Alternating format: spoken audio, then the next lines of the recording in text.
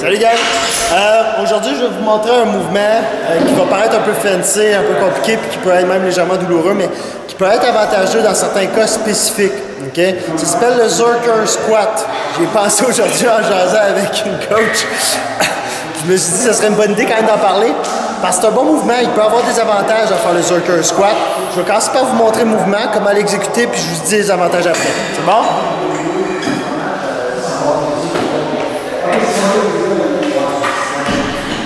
Comme vous allez remarquer, je viens l'accoter exactement dans l'articulation du coude. Okay? Soyez quand même relativement serré, essayez pas de le prendre trop large, vous allez avoir plus mal pour rien. On le part directement dans une cage, c'est beaucoup plus facile. Ensuite, on peut serrer, tenir les mains ou non, ça importe peu. Okay? Tant que vous serrez fort, vous gardez collé près du corps. Le principe reste le même qu'un squat. Vous allez fléchir, descendre, garder le dos le plus droit possible. On perd, vous ne passez pas, mais c'est pas grave. Et vous remontez. C'est la même chose, gardez les mêmes points qu'un squat, la même chose, mais vous venez ici.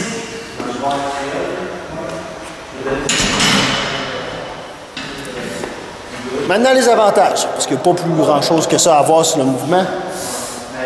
Un mouvement comme ça, vu que ça va porter à avoir les épaules légèrement devant, porter la charge à vous tirer vers l'avant, ça va travailler encore beaucoup plus la ligne postérieure, tous les érecteurs lombaires, toute la ligne postérieure pour redresser.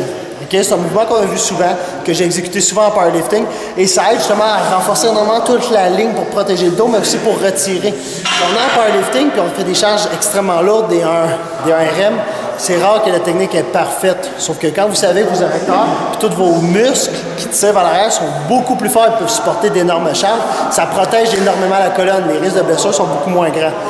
Par contre, quand vous exécutez un Zercher Squat, c'est important de ne pas commencer avec des charges excessives.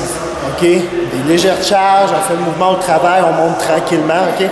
On n'exagère pas, on n'abuse pas ce mouvement-là comme si c'était magique. C'est un très bon accessoire à rajouter une fois de temps en temps. Par contre, ne faites pas tout le temps le Zercher Squat parce que ça reste quand même que la posture reste légèrement voûtée.